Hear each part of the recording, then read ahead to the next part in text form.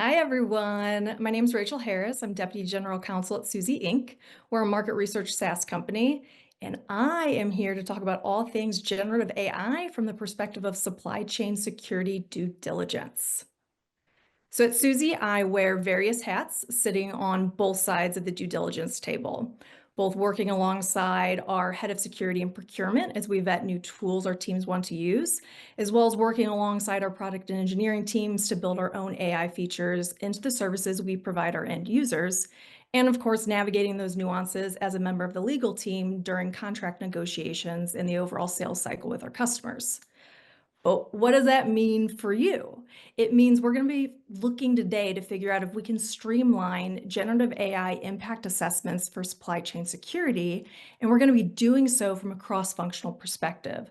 So we'll be asking ourselves, what are the things that my end customers, legal and security, compliance, risk teams care about when I'm building AI into a feature set?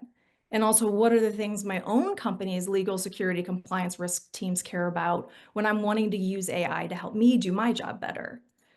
And why is all of this important? Well, as all of you know, we're on a very wild ride. Gen AI exploded onto the scene, and it's increasingly weaving its way into every facet of our business DNAs.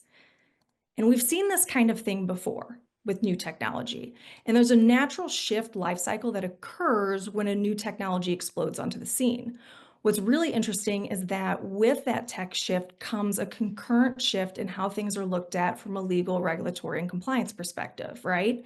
So during the emergence phase, we really start to see general guiding concepts and values get established. So think the responsible AI principles. And then during the adoption phase, we start to get more general operating structures and definitions get established. So think the NIST AI risk management framework, NIST, of course, being the US National Institute of Standards and Technology.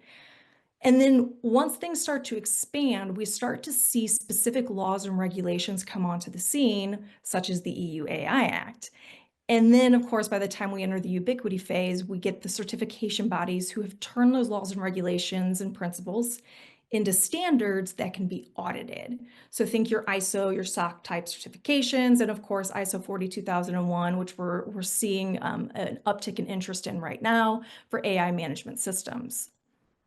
And what does this all result in? It results in this series of guiding posts, if you will, meaning when you think about harnessing AI in your strategies, we've got to keep these things top of mind because those cross-functional teams I mentioned earlier are thinking about these things. Stuff like, how is my company's data used? Is it used to train the large language model, fine-tune it? Is retrieval augmented generation involved? What consents are in place for whoever data is being used? What security measures at a baseline are in place on the underlying infrastructure? Is the platform built on a public or private environment? Are we talking multi or single tenant? What level of control or choice is given to the user when it comes to AI, and what kind of human oversight is involved? Those types of things. These guiding posts are great in theory, but how do we actually put them into practice during due diligence for supply chain security? Well, that's where the concepts of assessments come in. And assessments are the practice of vetting a third-party tool supplier, often in the form of a questionnaire, traditionally speaking. And traditionally, those questionnaires started off as primarily focused on baseline security measures. Over the years, they have morphed and grown to include numerous questions about detailed security nuances, about privacy protections as privacy laws entered the scene, about IP protections, etc.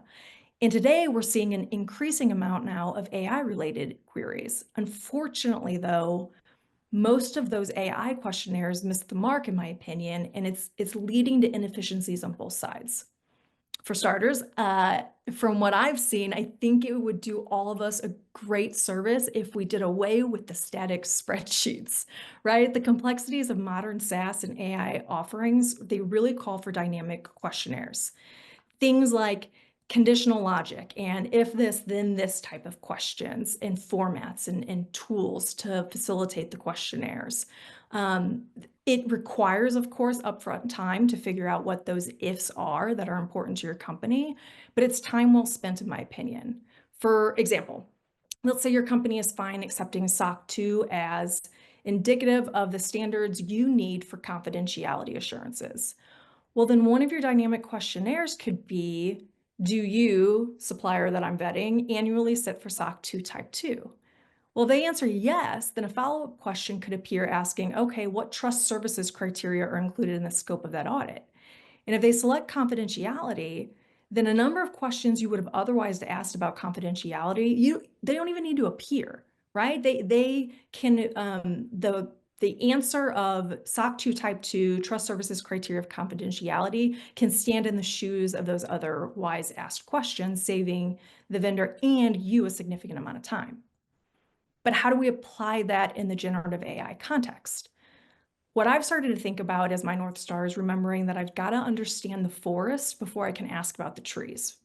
So I've seen too many Excel spreadsheets, and I'm sure a lot of you have as well, focusing on the trees first. So asking things about data training sources without first asking, is data training even involved? And if so, by whom, right? So key foundational questions that can help all of us set the stage for our subsequent assessments include, is the underlying large language model directly developed by the vendor, or is it integrated with a third-party LLM, right? Like such as those provided by OpenAI. And that distinction is very critical as it affects all of the details and all the subsequent considerations, including things like who is accountable for what, right? We've got to know the origin of the AI technology to correctly identify potential risk and the division of responsibilities. And then once we know that information, you can imagine the dynamic follow-up questions that could appear. What large language model is being leveraged? Is it GPT-4? How is that large language model built? On whose data? Do we know?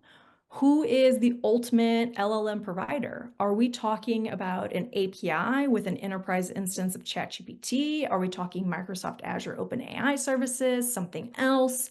Are we talking about a closed ecosystem, or are open source LLMs involved? And all of that can ebb and flow depending on the foundation, the baseline that you first assess. A second foundational question is, what is the risk classification in the EU AI Act? So set aside for a moment whether or not that law even applies to your scenario, because in my perspective, even if it doesn't, the EU AIX risk classification framework is very valuable to both sides of the table because it gives you a common language to work from, right? So determining whether the AI is classified as high risk, moderate risk, etc., helps shape the nature and depth of the questions that follow. For example, if it's high risk, you would include a dynamic question that appears asking about the details of their conformity assessment and related documentation. But on the other hand, if they selected low risk, you wouldn't need to ask those questions necessarily because the concept of a conformity assessment is only triggered at certain levels of risk under the EU AI Act. And then the third foundational question is, what independent certifications does the company have and can they provide proof? So things like ISO 27001, 27701, SOC 2 Type 2, et cetera, that I mentioned before, those can all be indicators of a supplier's commitment to security and privacy and data protection standards. And while they're not a guarantee of regulatory compliance, they can certainly help you figure out the volume, the scope, and the types of questions you want or need the vendor to subsequently answer. For example, you ask them, hey, do you have any of these certs? And they say yes to one of them. Well, a dynamic follow-up question could include, were your AI features that you're trying to sell me right now covered within the scope of that audit? If yes, were any nonconformities identified? If so, what mitigation plans have you implemented?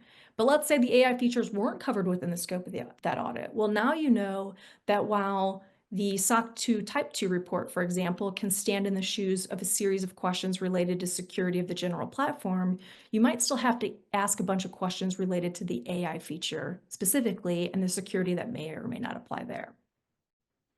But what else can we do to streamline things? Especially in recent months, I've seen one of the key issues being just too little coordination between different departments within companies, which is really just resulting in unnecessary redundancy. So for example, the head of our security team and myself might answer 500 plus questions in a security questionnaire, only to receive another questionnaire asking the same questions framed as an AI questionnaire, right? And so it becomes very redundant on the company answering those duplicative questions, but it's also redundant on the company asking the questions because they now have to review, assess, and classify a bunch of duplicative answers. In reality, you would want those teams to operate symbiotically, right? So like an AI team and a security team working together. And I like to think of it this way: the security measures applied to an underlying SaaS platform should, in theory, extend to any AI tech or features layered on top, right? AI may be new, but secure coding and software development lifecycle practices are not. So instead of having our security teams send out 500 plus security questionnaire only for, your AI or your privacy team to turn around and ask the same questions, all of our teams should be working together to come up with a unified questionnaire. Doing so, admittedly, it requires everyone to get really laser focused on what it is they actually need to know. One thing that's interesting, as a formal trial lawyer, I learned that asking open-ended questions during a deposition is a high gamble. I might get a vague response, a completely off-topic response, or a response that leaves me with more questions than answers. And so I was taught, if you know what you need answers to, frame it as a yes or no question. And I think the same is true for vendor due diligence. If you ask an open-ended question in your AI impact assessment, you're going to get an open-ended response. And more often than not, that just triggers a bunch of back and forth just to understand what it is the asking company really wants to know and what it is the responding company is really trying to say. So when writing these AI questionnaires, we should all be asking ourselves, what do I actually need to know and why do I need to know it? An example in the security context: do you need to know if the vendor encrypts data in transit using a very specific standard? If so, ask, do you use this very specific standard, yes or no? Don't broadly ask, how do you protect company data? Because you could get a slew of varying degrees of an answer or a non-answer in response to that. So what are some other things we can consider to help us streamline kind of how we're thinking about generative AI security in the supply chain? Well, top of mind questions are things like, how can you automate risk identification within your tech stack? What tools can you leverage? How can we use technology to help us stay on top of due diligence for technology? What cross-functional teams can you leverage to analyze those risks, right? So taking that automation, not just from the sheer continuous monitoring and identification of risk, but pushing that automation through to analysis, vetting, determination, and if needed, mitigation as well. Also, how can you layer internal checks into your CI/CD pipelines for bias, accuracy, and vulnerability? That is a key question that's coming up in these questionnaires. So thinking about it proactively and automating it for everyone involved can go a long way towards streamlining due diligence. Same thing with internal impact assessments, right? We've talked this whole time about the assessments that flow business to business in the procurement process, but there's also internal assessments that need to be done within your own teams, looking at things like, how are we mitigating against bias in our AI features? Is there sensitive information involved? If so, how are we protecting it? How does this work with the rest of our tech stack? How are we dealing with security vulnerabilities, et cetera? I'll tell you, for me, our teams do the former, the layering internal checks into your CI/CD pipelines bit, with regular checkpoints built actually into that pipeline. And then we do the latter with regular touch points with yours truly via my product counseling role.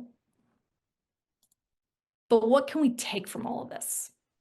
I think what's interesting is that laws and regulations come with good intentions, but putting the requirements into practice is always very tricky at first, right?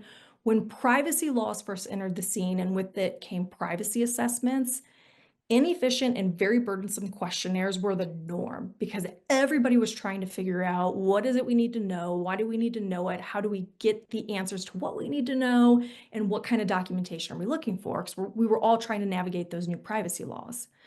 The same is and will be true for AI. But the lessons we learned, like from the privacy days, we can use that to help us figure out how we can get better at our AI questionnaires right now. And to me, the recipe for that success comes with remembering that AI due diligence has to be predicated upon automation and collaboration, and both of those are equally important. Without one or the other, it will be really hard for us to maintain that balance between innovation and security. That's it. Thank you so much.